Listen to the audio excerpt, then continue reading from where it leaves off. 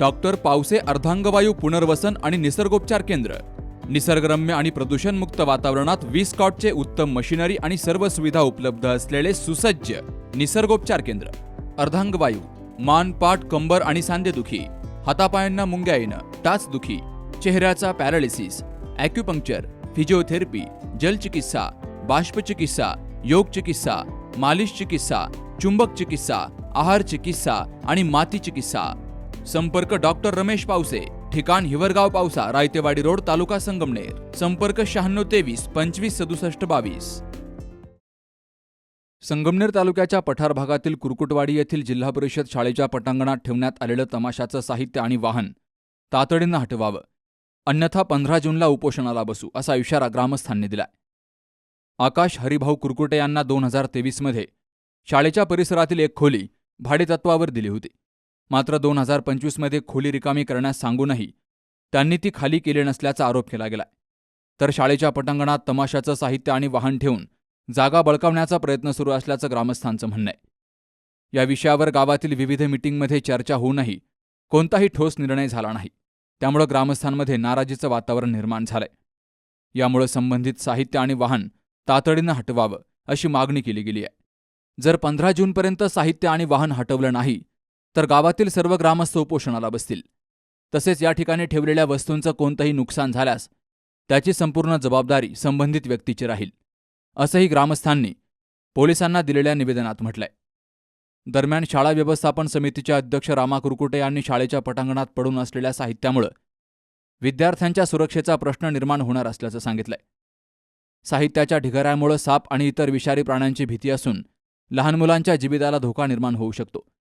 त्यामुळे प्रशासनानं तातडीनं लक्ष घालून साहित्य हटवण्याची कार्यवाही करावी, अशी मागणीही रामा कुरकुटे यांनी केली आहे। मी जिल्हा परिषद प्राथमिक शाळा कुरकुटवाडी या शाळेचा मी अध्यक्ष आहे आणि माननीय हरिभाऊ सखाराम कुरकुटे यांना आम्ही वारंवार विनंती करून पोलीस स्टेशनला पत्र देऊन, ग्रामपंचायतमध्ये पत्र देऊन, तसेच गावच्या ज्या मिटिंगा होतात पुणेकर मुंबईकर मंडळाच्या, या प्रत्येक मिटिंगमध्ये आम्ही विषय घेतला की माननीय हरिभाऊ सखाराम कुरकुटे हे जे जिल्हा प्राथमिक शाळा आहे त्या शाळेमध्ये गाड्या लावतात किंवा तमाशाचं साहित्य ठेवतात, जनरेटर असेल, हे ज्यावेळेस ठेवतात त्याला सांगितलं वारंवार की काढून घ्या, तरी त्यांनी आजपर्यंत कुठल्याही गोष्टीची दखल घेतली नाही आणि ते साहित्य आहे त्याच जागेवरती ठेवलं गेलं। यामुळे ज्या पटांगणामध्ये लहान लहान मुलं खेळत असतात, या गोष्टीला कालावधी 25 ते 26 वर्षात झाला आहे। तेव्हापासून गावकरी वारंवार त्याला सांगत असतात की बाबांनो, तुम्ही तुमचं जे साहित्य आहे ते काढून घ्या, तरी ते कुठल्याच गोष्टीची दखल घेत नाही आणि त्या वस्तू काढत नाही। त्यामुळे पूर्णपणे शाळेच्या आवारातील सर्व जागा ही बेकार झाली असून तिथं किडके, साप हे खूप मोठ्या प्रमाणात निघतात। यामुळं लहान लहान मुलांच्या जीवाला धोका आहे। या गोष्टीची अतिशय जबरदस्त गांभीर्याने जोखमदारी घेतली पाहिजे आणि याच्यावरती योग्य तो मार्ग निघला पाहिजे, जेणेकरून लहान लहान मुलांचं शिक्षण सुरळीत होईल आणि त्यांना खेळण्यासाठी जे जिल्हा प्राथमिक शाळेचं ग्राउंड आहे ते पूर्णपणे मोकळं होऊन जाईल, अशी माझी आपणास विनंती आहे। तसेच घारगाव पोलीस स्टेशनला याच्या अगोदरही मी लेटर दिलं होतं आणि आजही मी प्रशासनाला विनंती करतो की आपण कृपा करून याची दखल घ्यावी आणि ते लवकरात लवकर ते साहित्य, ते गाड्या हटवावा, ही आमची सर्व तरुणांची मागणी आहे, तसेच सर्व ग्रामस्थांची मागणी आहे। शाळेच्या पटांगणातून साहित्य हटवण्यासाठी आकाश कुरकुटे यांना आम्ही वारंवार सांगितलंय, मात्र ते कोणतीही दखल घेत नाहीत। शाळेच्या आवारामध्ये लहान मुलं खेळत असतात, त्यामुळे त्यांच्या सुरक्षेचा प्रश्न निर्माण झाला असून प्रशासनानं याची गांभीर्यानं दखल घ्यावी, असं सोमनाथ कुरकुटे यांनी म्हटलंय। आकाश सखाराम कुरकुटे यांना वारंवार इथून मागं गावकऱ्यांनी, समस्त ग्रामस्थांनी, शाळा व्यवस्थापन समितीने सगळ्यांनी वारंवार निवेदन दिलेली की ही जागा आम्हाला मोकळी पाहिजे। आजपर्यंत त्यांनी कोणत्या प्रकारे दाद दिली नाही। हे साहित्य त्याच जागे आहे, त्या जागेच्या आवारात लहान मुले, आम्ही विवाह करून सगळेजण कधी कधी खेळत असतो, लहान मुलांच्या जीविताला धोका निर्माण होत असतो। तरी इथून मागे पण पोलीस स्टेशनला आम्ही निवेदन दिलेले, त्यांचा गुन्हा पण दाखल झालेला आहे, तरी पण त्यांनी कोणत्या प्रकारची दाद दिली नाही।